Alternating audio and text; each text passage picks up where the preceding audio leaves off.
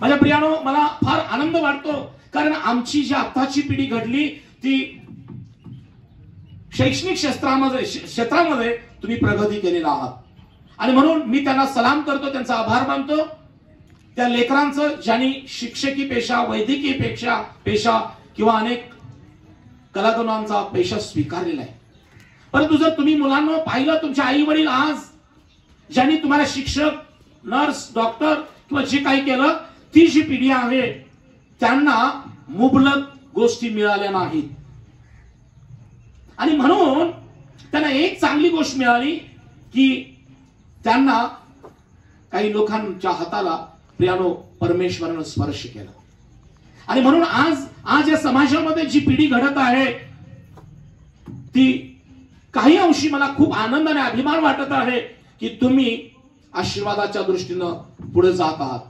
परंतु कदाचित तुमच्या आई वडिलांनी कष्ट करून पण, तुम्हाला चांगलं घडवून पण काही जी लेकरं आहेत ती घडण्यापेक्षा जर बिघडत असतील तर वेळीच तुम्ही सावध होण्याची गरज आहे. कारण माझ्या वयाची जी पिढी होती, माझ्या वयाच्या अगोदर त्यातल्या काही आमचे तरुण बंधू प्रियानो ते घडले नाही तर बिघडलेत आणि कमी वयात ते जगाला निघून सोडून गेलेत. आज जो मी तुमच्या समोर उभा आहे, मी देखील या समाजात घडलो. शिक्षणामध्ये मी हुशार होतो, पण सगळ्यांना माहित आहे भांडणं करायला, शिव्या द्यायला, रोज एक घराकडे भांडण आणायला मी चांगला तरबेज होतो. माझी आजी माझी बाजू घेऊन सगळ्यांबरोबर भांडायची. मी माझी चूक असली तरी ती भांडायची. माझं ती नाहीच नव्हता आणि ती मला पत्राखाली घेऊन यायची. परंतु शिक्षणामध्ये तुम्हाला माहित आहे मी हुशार होतो. आजही 5वी पासून 10वी पर्यंत पालकसाहेब माझ्याकडे मार्क लिस्ट आहेत. मी प्रत्येक वर्गामध्ये मी पहिला दुसरा येत होतो. 9वीच्या तुकडीत तर मी 3 तुकडीत पहिला आलो. मी आज हे यासाठी सांगत आहे, मी स्वतःला उंच करण्यासाठी सांगत नाही.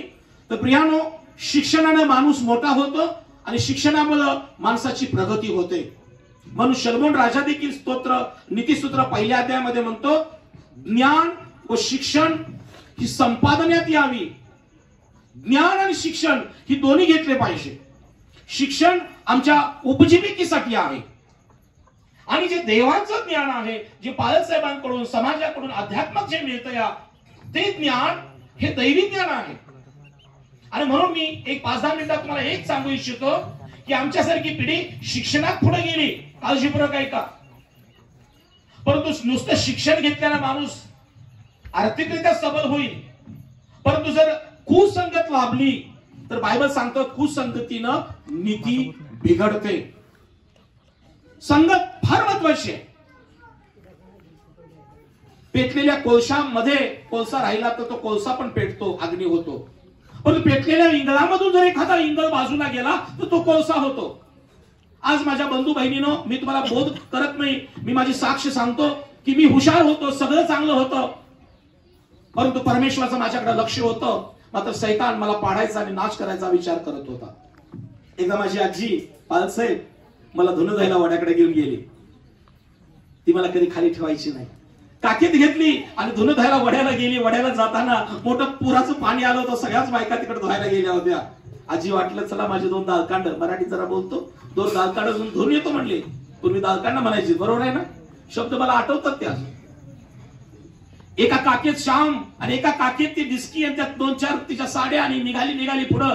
पलीकडल्या बाजूला काही बहिणी साड्या धुत होत्या आणि त्या तिकडून ओरडत होत्या, अगं शिरमाबाई या बाजूला येऊ नको, तिथं भाऊराय पाण्याचा. बिचारीला ऐकू आलं नाही. लेकरू, आई सोडलेलं लेकरू एका बाजूला होतं. तिला 2 साड्या धुवायच्या होत्या. लवकर आटपून घरी यायचं होतं. तर शिरपा कावल, पोराला माझ्या कशाला वड्याला नेलंस. आणि मग ती गेली नाही. अचानक पालकसाहेब काय झालं की आजीने दुसरा जो हात धरला होता माझा, एक या बाजूला धरून, त्या हातामध्ये आणि माझ्या हातामध्ये घट्ट मिठी होती आणि हातात एक वस्तू होती. 2 गोष्टीमुळे मी आजीचा हात घट्ट धरला होता. एक, हातात 10 पैसे होतं माझ्या आणि आजीचा हात. 10 पैसे पडतील म्हणून एक मिठी आणि आजी सुटल माझ्या हातातून मी पडेल म्हणून मिठी. 2 गोष्टीमुळे मी मिठी मारली होती. परिणाम काय झाला बघा. आजीनं पाऊल टाकलं, जराशी पुढे गेली, भावऱ्यात अडकली. आजी पडली. भावऱ्यात गोल गोल गोल बायका वरडायला लागल्या, शिरमाई भाऊन गेली. शिरमा आई वाहून जात होती, क्षणात मरणार होती, पण शिरमाईच्या काकीतला पोरगा मात्र घटाळ्या खात होता. नाका तोंडात पाणी जात होतं. मला त्याच लक्षात आलं आता काही करणं आहे. मी लहान होतो पण मला संपला, आता संपला आयुष्य. पण एक गोष्ट होती, मी म्हणालो ना, ज्या परमेश्वरनं तुम्हाला आणि मला विशिष्ट कामासाठी जर पात्र बनवलं असेल ना, तर शास्त्र सांगतो तुझ्या आई बाबाने तुला सोडलं तर मी तुला सोडणार नाही. जलातून जाशील, जल तुला बुडवणार नाही. अग्नीतून चालशील, अग्नी तुला बुडवायचं नाही, तर मी परमेश्वर तुझ्या बरोबर आहे. हेरोद राजाच्या भीतीनं मोशाला आईनं डांबराच्या पेटीत टाकलं नाही, सोडलं तर हे पण लेकरू मारून टाकतील म्हणून. परंतु देवानं अगोदरच हेरोदाची कन्या तिथं आंघोळीला आली होती आणि तिला सापडलं काहीतरी डांबराच्या पेटीत हलतंय. जवळ गेल्या सवंगड्या बघत्या तर त्यात बाळ रडत होतं. सगळी इब्री लोकांची मुलं मारून टाकली होती, परंतु परमेश्वराची इच्छा होती त्या मोशाला मारू द्यायचं नाही. कारण जेव्हा परमेश्वराची इच्छा असेल ना, तुम्हाला आजारातून संकटातून काढायचं, काळजी करू नका. परमेश्वराच्या हाती हवाली स्वतःला समर्पित करा. बायबल सांगतं तंत्र मंत्र जादूटोना याकोवर चालणार नाही, तुमच्यावर काही कुणाचं चालणार नाही. आम्ही उगाच म्हणतो ती माझ्यावर लिंबू टाकते, ती काय तर करते, तिनं केलं असेल, हे न कशाला लोकांना दोष द्यायचा. करतात नाही असं नाही, पण तुम्ही ती अगोदर बायबल सांगतं यास तो देवाच्या अधीन व्हा आणि सैतानाला अडवा, म्हणजे तो पळून जाईल. Praise the Lord. तंत्र मंत्राचं जर चालायचं नसेल तर अगोदरच देवाच्या अधीन व्हा, त्याच्यावर चालणार नाही. माझ्या प्रियानो, गटकाया खाता खाता पलीकडे एका बहिणीनं साडी टाकली. शिरमाई ह्या साडीला धर. शिरमाईने एक उडी मारली, त्या साडीला धरत होती. बाळाचा हात घट्ट होता आणि काय चमत्कार झाला देवाचा की शिरमाईनं मला काकेतनं तसाच पकडून त्या महापुरातून गोड्याचा, आता गोडा तो सुकलाय मला वाटतंय, पण तिथं मोठा भटका होता, भोवरा होता, पलीकडे घेऊन गेली. पूर्ण माझ्या नाकातोंडात पाणी गेलं होतं, घुटमाळीची वेळ आली. आजीनं स्वतःकडे न बघता मला त्या पाण्यातून बाहेर काढलं. माझ्या प्रियानो, आपला परमेश्वर, शास्त्र सांगतं, दावीद राजा म्हणतो, मृत्यूशाहीच्या दरीतून मी जात असलो तरी अरिष्टाच भिणार नाही, कारण तू मजबूर आहेस. माझ्या आयुष्यातला तो पहिला प्रसंग, शाळेत मी 3री-4थीला असेल, मला देवानं पाण्यातून बुडताना मला आणि माझ्या आजीला वाचवलं. प्रियानो, जीवनात प्रसंग येतात. आजही माझ्या तरुणींना सांगतो, याच गावात मी लहानाचा मोठा झालो. दिवसा बाप रात्री आई मला नव्हती. आई लहानपणीच मला सोडून गेली. आजीनं सांभाळलं. दूध तर मिळालंच नाही, शेळीच्या दुधावर मी जगलो. मला मुद्दाम सांगून देवाचा गौरव करायचंय. माझे वडील चांगले होते, माझी इथं सावत्राई होती, तिनेही मला खाऊ घातला. मी तिचे आभार मानतो. माझ्या एलिझाबेथ आईला सगळे ओळखतात, बबन बबन म्हणतात. फळं चिरलं, पोळ्या केल्या, मार खाल्ला बाबाचं, सगळं केलं. पण माझ्या बाबतीमध्ये परमेश्वराची वेगळी योजना होती आणि म्हणून मी देवाला धन्यवाद देतो. आज मी जो जिवंत आहे तो परमेश्वरामुळे आहे. माझ्या दोन्ही जॉईंट पेन, मला आर्थरायटिसचा त्रास त्यावेळेला झाला होता तरुणपणामध्ये. मिरजेला ऍडमिट केलं, डॉक्टरांनी गॅरंटी दिली नव्हतं. माझ्या अंगावर धोत्राचं पान देखील सहन होत नव्हतं पालसाहेब, पण उपचार करायला पैसे नव्हते. माझ्या स्वतःच्या वडिलांनी इथं बेकरीवाला होता, त्याच्या घराजवळ पलीकडे एक मनुष्य होता, त्याने माझा काळा रेडिओ घाणवत ठेवला आणि त्या रेडिओ घाणवत ठेवून त्यांनी पैसे घेतले आणि मला मिशन हॉस्पिटल म्हणून ऍडमिट केलं. होय, मिरज मिशन मध्ये आजोळ होतं होलकरांच्या, परंतु प्रियानो, पैशाशिवाय चालत नाही हो. आणि त्याच्यावर माझे उपचार झाले आणि डॉक्टरने मला त्यावेळेला तशा डॉक्टरांचे सगळे रिपोर्ट नंतर नॉर्मल आले आणि देवाने त्या दुसऱ्या प्रसंगातून वाचवलं.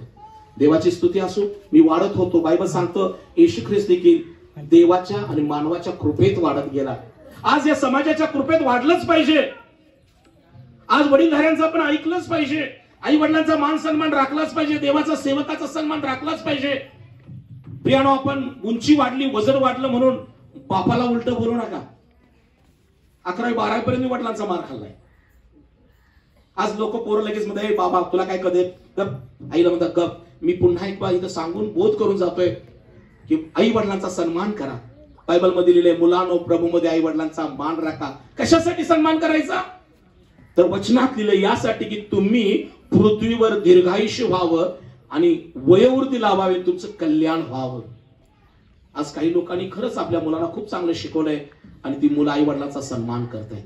पण ज्यांनी आई वडिलांचा सन्मानच केला नाही, बाप आणि पोरगा एकत्रच दारू पिला, सगळं चुकीचं घडलं आणि ते बिघडलं. आज मला काही आठवायच नाही, पण आज जी जिवंत तुम्ही आहात, मी तुम्हाला सांगू इच्छितो, या माझ्या समाजातल्या प्रत्येक बहिणीनं फळं चिरण्यापासून मोया आणण्यापर्यंत कष्ट केलेलं आहे. या समाजाला इतिहास आहे.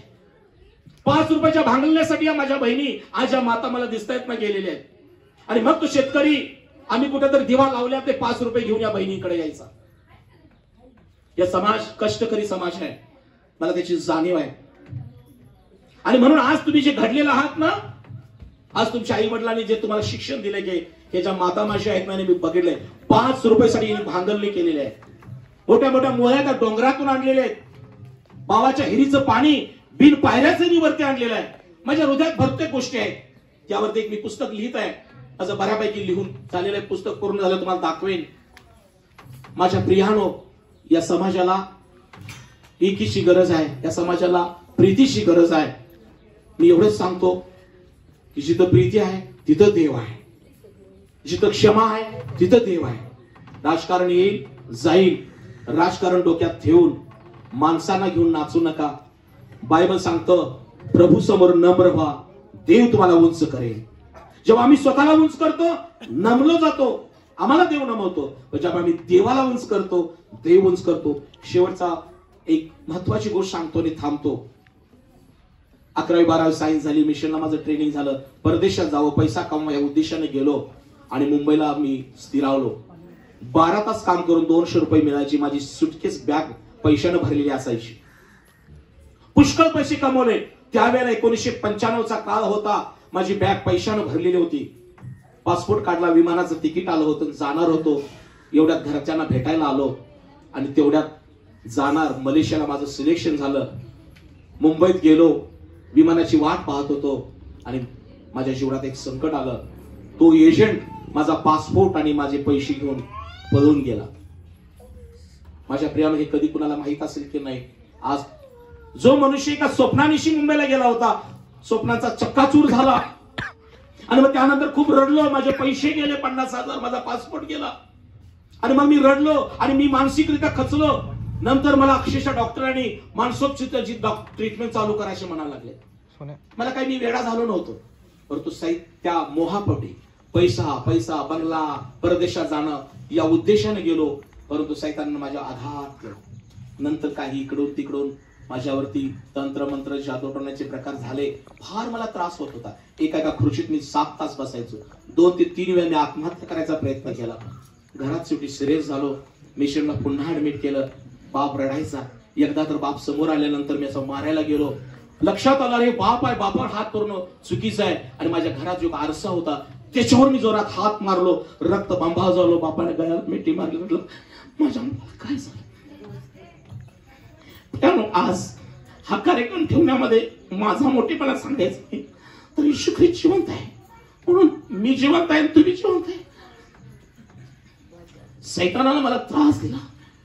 मला माझ्या मावशीने एकदा बांधून घातला होता. पाऊस पडत होता. मी परत सुटलो. चर्च मध्ये गेलो, रडलो. तेव्हा देवानं माझं पाप दाखवलं. मी मुलांच्या नादानं 2 वर्ष सिगरेट पित होतो. कधीतरी दारू प्यायची सवय लागली होती. हुशार होतो, पैसे होते. देव म्हणाला पश्चाताप कर, सिगरेट बंद कर, दारू पितो कधी तर बंद कर. 1997 मी पडलो. देवाच्या सेवकाने प्रार्थना केली. त्या दिवशी म्हणालो प्रभू मी पुन्हा सिगरेट आणि दारूला हात लावणार नाही. एक स्पर्श झाला. तो स्पर्श म्हणजे एक विजेसारखा होता आणि मी अनुभवलं की ख्रिस्त माझ्या जवळ आहे. रडलो, पश्चाताप केला. आज 25-26 वर्ष झालं सिगरेट काय मॅच बॉक्सला पण मी हात लावण्याची माझी हिंमत होत नाही. धुराचा वास मला सहन होत नाही.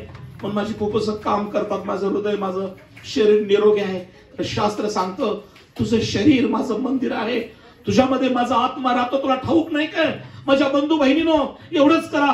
परमेश्वराच्या आम्ही निर्मिती आहोत. देवाने शरीर मंदिर बनवलेलं आहे. आई वडिलांनी तुम्हाला लहानाचं मोठं केलेलं आहे. सिगरेट दारू बिडीच्या नादाला लागू नका. आयुष्य निघून जातं. माझ्या विधवा बहिणीची लिस्ट बघताना मला वाईट वाटलं. 32 विधवा माझ्या समाजात आहेत. काय सगळे वयोवृद्ध होऊन मेल्यात? नाही. काही लोकांनी व्यसनाला मिठी मारली. आज जो बंधू व्यसन करताय, आज जो बंधू चुकीची गोष्ट करत आहे, त्याला हात जोडून सांगतो स्पर्श करू नका. सैतान धूर्त आहे. कारण पाप मरण उपजवतं. पाप परिपक्व झाल्यावर, तर बायबल मध्ये लिहिलेलं आहे देवाला वाईट गोष्टीचा मोह होत नाही आणि देव कुणाला मोहात पाडत नाही, तर प्रत्येक मनुष्य वासनेने ओढला जातो, भुलवला जातो, पापात पडतो. पाप परिपक्व झाल्यावर मरण उपजतं. आणि तुमच्या जाण्यानं आई रडते, बहीण रडते, बायको रडते. कुणाला त्या मुलाने बाप म्हणायचं? आजचा नाताळ तुम्ही दुपारचं जेवण घेतला, चांगली गोष्ट आहे. पण मी हे सांगण्यासाठी येशू मला इथं पाठवलंय. येशू धर्म आणि जात बदलण्यासाठी आला नाही, येशू जीवन बदलण्यासाठी आलेला देव आहे. तो जिवंत आहे, त्याची कबर रिकामी आहे.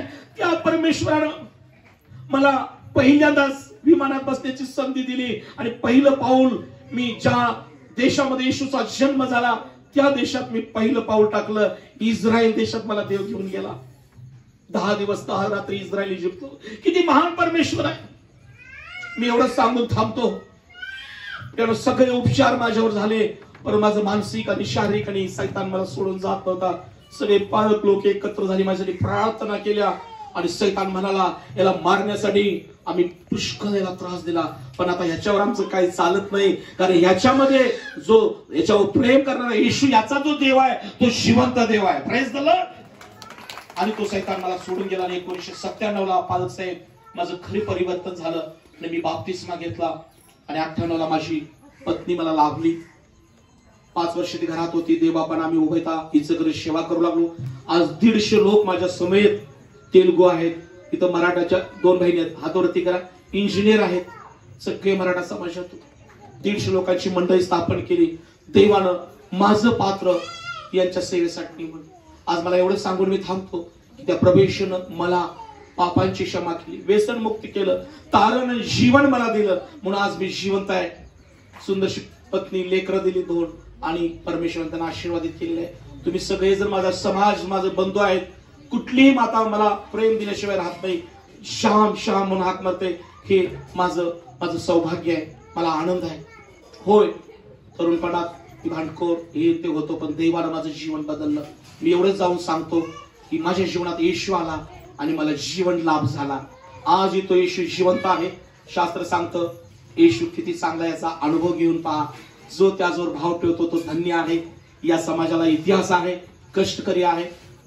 सगळ्या लेकरं आज वेगवेगळ्या पदावर आहेत. आपण असंच प्रीतीनं आणि युनिटीनं पुढे जाऊया.